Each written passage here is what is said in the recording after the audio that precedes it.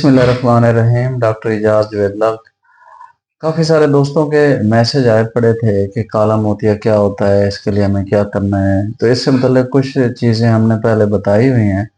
तो ये कोई फ़नी वीडियोस तो हमारी होती नहीं है। हम आई के मतलब इशारा करते हैं, जो चीज़ें हमें पता होती है, जो हम पढ़ते हैं, जो हमारे नॉलेज में है या हमारे स्किल में है, तो उन्हीं को हम डिस्कस करते हैं। तो काला मोतिया ये कोई काली चीज़ नहीं है आँख में। ये एक आँख की ऐसी कंडीशन है जिसमें आहिस्ता-आहिस्ता नज़र जो है बैठ जाती है और ये पिछले पर्दे पे जो नस होती है उसको जाके अफ़ेक्ट करता है। यानी काला मोतिया एक ऐसी कंडीशन है जिसमें आहिस्ता-आहिस्ता मरीज़ की नज़र कम हो जाती है। उसके वियल फील्ड यानी जो बंदा सामने देख रहा है, साइड पे भी नज़र आ रहा है, उसको हम कहते हैं कि वियल फील्ड है। उसका एक्सटेंट ऑफ वियल फील्ड जो है कम होना शुरू हो जाता है, उसमें गैप आने शुरू हो जाते हैं। और इसको हम कहते हैं कि ये साइलेंट विजन किलर है। तो बाज़ लोग इसको कहते हैं कि आँख का प्रेशर बढ़ गया तो ये काला मोतिया, तो ये ऐसा होता नहीं है। बाज़ का लोगों का आँख का प्रेशर कुदरती तौर पे थोड़ा-सा ज़्यादा होता है और इसलिए ज़्यादा होता है कि बाज़ का कार्निया थिक होता है इंसान का। जब वो टोनोमेट्री करने लगते हैं या उनका प्रेशर चेक करने लगते हैं तो वो प्रेशर ज़्यादा आ रहा होता है। फ़र्ज़ करें कि किसी का कार्निया मोटा है, यानी 550 या पौने 600 माइक्रोन मीटर वो थिक है, तो वो थोड़ा-सा इंट्राओकुलर प्रेशर ज़्यादा शो करेगा। इसी तरह किसी का कार्निया थिन है, तो वो इंट्राओकुलर प्रेशर थोड़ा शो करेगा। लेकिन कोई प्रेशर भी आँख का किसी आँख के लिए खतरनाक हो सकता है और किसी आँख के लिए कोई भी लिमिट वो सेफ भी हो सकता है। तो इसलिए इंट्राओकुलर प्रेशर नहीं है, बाकी और कंडीशन ऐसी हैं जो आँख की नस को पीछे जाके अफ़ेक्ट करती हैं और आहिस्ता-आहिस्ता नज़र ख़राब होना शुरू हो जाती है। तो दूर की नज़र भी ख़राब हो सकती है और स्पेशली नज़दीक की ज़्यादा ख़राब होती है। तो इसलिए जिन लोगों को की एज 40 से कम है और उनको नज़दीकी ऐनक की ज़रूरत पड़नी शुरू हो जाए, तो उन पेशेंट को क्रिटिकली देखना चाहिए। अब किन लोगों को काला मोतिया हो सकता है, ये तो अल्लाह के काम है, किसी को भी हो सकता है। लेकिन कुछ चीज़ें निशानियाँ हमने साइंस से, एक्सपीरियंस से नोट की हैं, जिनके बारे में हम कह सकते हैं कि इन वजूहात की वजह से बंदे को काला मोतिया हो सकता है। एक तो एडवांसिंग एज। वैसे तो किसी एज में भी कुछ भी हो सकता है, लेकिन हम इंसिडेंस देखते हैं। जैसे प्राइमरी ओपन एंगल ग्लाकोमा यानी ग्लाकोमा के टाइप्स पे मुख्तलिफ किस्म के टाइप्स हैं और अगली दफ़ा हम इस पे भी बात करेंगे।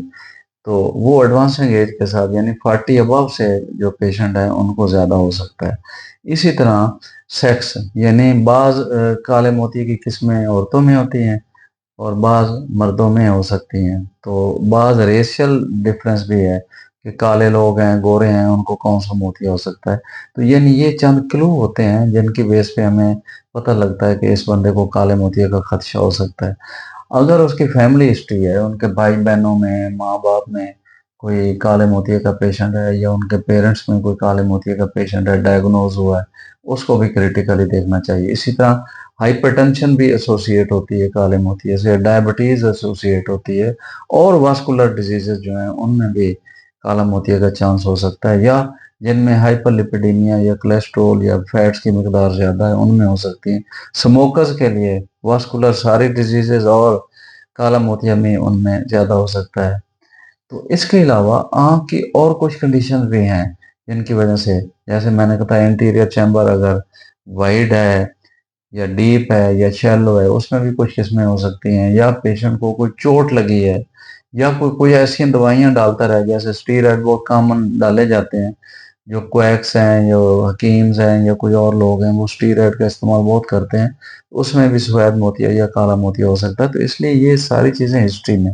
इसी तरह चोट लगी है, कोई केमिकल आँख में डला है या कोई मुक्का लगा है, कोई छड़ी लगी है, उसको भी क्रिटिकली देखना चाहिए कि एंगा रिसेशन या कोई भी काला मोतिया की किस्म उसमें हो सकती है। इसी तरह अगर विट्रियस में पर्दे में कोई चेंजेस आएँ और आँख की साख कोई ऐसी है, तो उसमें भी काले मोतिये की किस्में या कोई ना कोई किस्म हो सकती है। तो इसके अलावा कोई इन्फ्लेमेशन हो गई है आँख में या आँख की कोई सर्जरी हुई है, यानी पर्दे की कोई सर्जरी हुई है और विट्रियो रेटिना सर्जन ने उसको पर्दे को अटैच करने के लिए बाज़ का ऑयल डालता है, सिलिकॉन ऑयल डालता है या बाज़ का गैस डालता है। तो गैस का तो आर्ज़ी तौर पे प्रेशर हाई हो सकता है और काला मोतिया हो सकता है। और जो सिलिकॉन ऑयल है वो किसी फार्म में भी ओवरफिल हो जाए, अंडरफिल है या मल्सीफाई हो जाए या किसी ट्रेबिकुलर मैश वर्क में किसी तरीके पड़ जाए या इंटीरियर चैम्बर में आ जाए, तो उससे भी काला मोतिया हो सकता है। तो ये वो कंडीशंस हैं जिनके बारे में हमने पेशेंट को देखना है, तो इंक्वायर करना है। और पेशेंट के बिहाफ पे और पब्लिक के बिहाफ पे क्या चीज़ें हैं, यानी ए से लेके ये सारी चीज़ें ज़हन नशीन होनी चाहिए। क्योंकि काला मोतिया एक ऐसी कंडीशन है आँख की कि नज़र जब चली जाती है वापस नहीं आती। इस पे दुनिया में बहुत काम हो रहा है।